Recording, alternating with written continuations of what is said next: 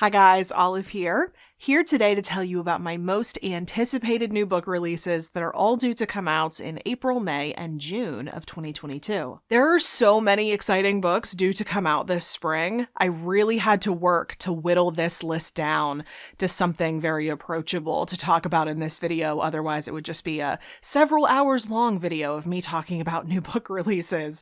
So in today's video, let me tell you about the top 15 books, the ones I am most anticipating, all of which are due to come out in the second quarter of 2022. We will, of course, start with the first month of the quarter, which is April. And it looks to me like the biggest release date of the month of April is going to be the first Tuesday, which is April 5th, because I have 3 books on my list that come out on this day. And the first one I want to tell you about is probably one of my most anticipated releases of this entire quarter. It's called Bittersweet: How Sorrow and Longing Make Us Whole by Susan Cain. This is the new nonfiction book from the author of Quiet, a book about introverts and the power of introverts. It's long been one of my nonfiction favorites. I love that book. This new one, based on what I've read about it so far, seems to acknowledge the value in accepting that the darker parts of life exist alongside the lighter, happier parts of life, and that if we deny the existence of grief and hardship, we actually run the risk of robbing ourselves of life's more meaningful moments. Just based on what I've seen and read about this book thus far, it seems like this book may be a response to what's being referred to as toxic positivity, or having a positive outlook about a situation when the situation may not call for it. And based on how Susan Cain handled her previous book, Quiet, I am also assuming that she's going to argue for a more balanced approach. I can't wait to read this book. I love the way she thinks. I am very much hoping that we are on the same wavelength in this book, because we definitely were when I read her previous book. Next up is another book by an author I've previously read. This one is called Life on the Rocks: Building a Future for Coral Reefs by Julie Beerwald. This is by the author of Spineless, which was a book all about jellyfish. I read that one a few years back. This book is exactly what it sounds like. It's about the fight to save coral reefs, which are rapidly dying off for a number of different reasons. Pretty much all of them human-related, unfortunately. I've actually been wanting to learn more about coral reefs ever since reading Elizabeth Kolbert's latest book, Under a White Sky. I read and reviewed that book last year. There was a chapter in that book about coral reefs, and ever since reading that, I was hoping to read more, so this is a great opportunity for me to do that. And I plan to, even though I wasn't the biggest fan of this author's last book, Spineless. I thought it was a little bit lacking, but I am more than happy to give this new book by her a chance. And then the third and final April 5th release that I wanted to tell you about is by another author with whom I am familiar, and this one is destined to be a big one. It's The Candy House by Jennifer Egan. And from what I hear about this book, it is supposed to be a type of companion novel to her Pulitzer Prize winning novel, A Visit from the Goon Squad, which is a book that I read years before joining BookTube. Like Goon Squad was, this one is apparently supposed to be another series of interlocked narratives with elements of science fiction thrown in. I may need to have a revisit from the Goon Squad before I take this one on, since it's been such a long time since I read Goon Squad, but I am really excited about this.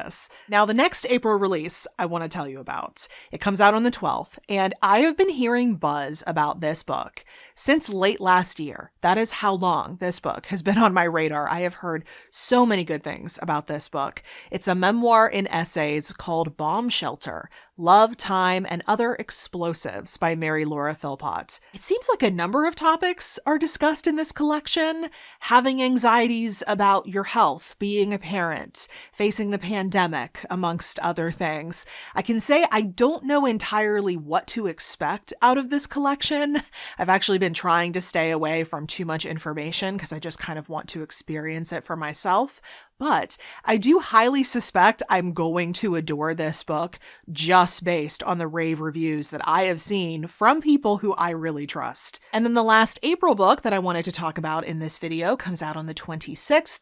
It is a science book called The Last Days of the Dinosaurs: An Asteroid, Extinction, and the Beginning of Our World by Riley Black. I read this author's previous book, Skeleton Keys, when she was writing under her old name, and I really liked that book. So when I saw she had a new book coming coming out, my ears definitely perked up. This one is all about that fateful asteroid impact, but it's much more about what happened afterward, the days following, the years following, the centuries following, and then a million years later, to really illustrate the impact that it had on the Earth, not just the initial impact, but the long-term impact. And then it talks about how the creatures of the Earth and the Earth itself recovered from that trauma, if you want to call it that. I feel like there's so much information out there about the asteroid that wiped out the dinosaurs, but there's much less discussion about what happened afterward and how the Earth bounced back, how it became the way we now see it. So I am so excited to read this. But now on to the second month that I will be discussing in this video, the month of May. There are lots of new book releases coming out in May. I'm assuming because here in the Northern Hemisphere, where the American book market is, we will be heading into summer, so they want to get lots of books on shelves for anyone looking for books for their summer vacations. So the first Tuesday in May, the 3rd, there are 4 new releases coming out on that day that I wanted to tell you about. And the first of that quartet is one of the buzziest romance books of the entire year, at least that I've seen. It's called Book Lovers by Emily Henry. This book is an enemies to lovers romance starring a literary agent and an editor who both have left New York City for 1 month of the summer to vacation down in sunny North Carolina. These two had met back in the city, since they're in the same industry, and back in the city they didn't much care for each other. But now that they're both on vacation and they keep bumping into each other, maybe something is destined to happen, especially since they're both book lovers. I first heard about this book late last year from Taylor Jenkins Reid. I was at an author event of hers back in November, and while she was on stage, she was gushing about this book. She must have gotten a really, really early copy of it since she had already read it at that point, and it doesn't come out until May. But she said how much she loved it, and ever since then, I've seen so many other people share their excitement about this book. So I can't wait to read it. It definitely sounds like something I will enjoy. And I also think this might end up being one of the biggest romance books of the year. Another May 3rd fiction release that I have my eye on, though, is called Trust by Hernan Diaz. And this one caught my attention because it has 2 different elements that are firmly within my wheelhouse: 1920s/1930s New York and a book within a book. Since this is a book within a book, a novel within a novel, it's going to be difficult for me to explain, but I will do my best to discuss it as I understand it. So this new novel, Trust, is centered around a fictional, as in it didn't exist, 1938 novel about this aristocratic power couple and what dark secrets might lie underneath their fortune. But apparently that fictional novel was based on real people within this book world. And so then the rest of Trust is going to be a dissection of that fictional novel, trying to figure out what was true and what wasn't. Hopefully the way I explained that wasn't too confusing. I hope that was at least somewhat understandable. But at this juncture, I can tell you that Roxane Gay really liked this novel, and the one and only Lauren Groff gave it a blurb. It just sounds absolutely delectable. I cannot wait to devour it. Then the third new release, coming out on May 3rd, is called The Year of the Horses by Courtney Maum. This is the author of the novels Costa Alegre and I Am Having So Much Fun Here Without You, but this is her first memoir, and it's all about her experience going through depression and then turning to her childhood love of horseback riding in order to give her back some joy. This sounds absolutely lovely. I love memoirs like this. And then the last book in this quartet of May 3rd releases is another book about a woman's connection to a living creature, but this one's actually a novel. It's called Remarkably Bright Creatures by Shelby Van Pelt. In this book, we follow a woman who works as a janitor for her local aquarium, and she strikes up a friendship with a giant Pacific octopus while she's dealing with the loss of her husband and the mysterious disappearance of her son. This book sounds like a novel version of The Soul of an Octopus by Cy Montgomery, one of my favorite nonfiction books, so of course I have to read this. Now there's one book coming out on May 10th that I thought sounded really intriguing. It's called The Marsh Queen by Virginia Hartman, and it's about this woman. She works as a bird artist for the Smithsonian, and she's called back to her hometown in order to help out her mother, go through her old things, that kind of thing. And while she's doing that, she discovers something that leads her to believe that her father's death may not have been what everyone presumed it to be. So this book is a mystery, and it's set in the marshlands. I mean, it sounds like exactly what I'm going to be craving as we head into the summer months. Plus, I'm going to be honest about it, this book had me at bird artist. The last two May releases I wanted to tell you about both come out on the 24th, and the first one is actually another nature-centered book, but it's nonfiction. It's called The Hidden Kingdom of Fungi, Exploring the Microscopic Worlds in Our Forests, Homes, and Bodies by Keith Seifert. This is yet another book out there about how incredible and how fascinating mushrooms are. I reviewed a couple books on mushrooms last year. That was a lot of fun. I own a few more books about mushrooms that I have yet to read. I'm very excited to read them.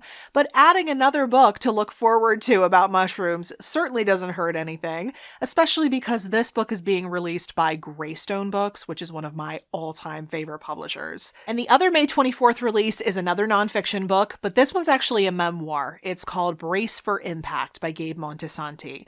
This book is about the author's experience finding and falling in love with the sport of roller derby, but then also healing in both a physical and emotional sense after she got hurt. I love roller derby. Before the pandemic, my husband and I pretty frequently would go to their bouts, which is what they call their games or their matches, and they are so much fun even just to be at. The culture surrounding roller derby is incredible. On many different occasions, I've dreamed of trying out for roller derby. I just can't think of where I would find the time to commit to the sport, but I can definitely still dream about it.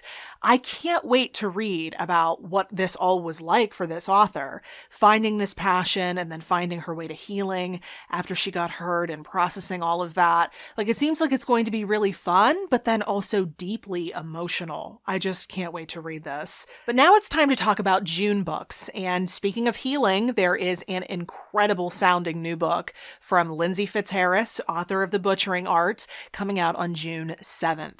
It's called The Facemaker, a visionary surgeon's battle to mend the disfigured soldiers of World War I. This is a history book about a pioneering plastic surgeon whose goal it was to attempt to reconstruct the faces of men who had suffered from devastating facial wounds during World War I. This surgeon created new techniques, he modernized the existing science of plastic surgery, and he absolutely changed the lives of these men who fought for their country. I really loved Lindsay Fitzharris's last book, The Butchering Art. If you haven't read it, I highly recommend it. I had no idea she was working on a new book, so I was very excited to see that this one was coming out and that it was coming out this year. The last fiction book on this list is due to come out on June 14th, and it's the latest novel from Linda Holmes, author of Evie Drake Starts Over, which very unexpectedly became one of my favorite fiction books of last year. Her newest one is called Flying Solo. Just like Evie Drake, this new book is set in small town Maine, and we follow a 40-year-old woman named Lori, who has returned to her hometown to handle her great-aunt's estate. But when one of her great-aunt's items, a seemingly innocuous decorative item, is stolen, it opens up this whole can of worms, and Lori starts discovering secrets that she never knew her great-aunt was keeping. This sounds like so much fun. And then the final new release that I wanted to highlight in this video is due to come out on the last Tuesday in June, the 28th. And it's a collection of a dozen New Yorker pieces from Patrick Radden Keefe, author of Empire of Pain, which was one of my favorite nonfiction books of last year. This new collection is going to be called Rogues, true stories of grifters, killers, rebels, and crooks. All of the pieces in this collection are true crime exposés. something that he does extremely well. And I've actually never read any of his work in The New Yorker, so everything in this collection will be all new to me, which is really cool and definitely motivates me to get to this one this summer. And I'm actually hoping to read it around the same time as I read his older book, Say Nothing, because I haven't read that book yet. I really need to, especially because my friend Jill from The Book Bully has been very insistent that I read it. So those are the 15 books that I'll have my eye on in the second quarter of 2022. All the books I discussed in today's video will be linked in the description box below for your clicking convenience. And I will also, in the description box, put a link to the last anticipated releases video that I did for the first quarter of 2022, because all of those books should now be available. They should all have been released by the time you're seeing this video. So if you missed that video, or if you would just like to revisit it now that those books are available, that link will be down there for you. In the comment section below, let me know what release or releases you're the most looking forward to in this upcoming quarter. You can let me know that, or any other more general comments or questions you may have down in the comment section below. Thank you so much for watching. Hope you're having a wonderful day. I'll see you in the next video. Bye.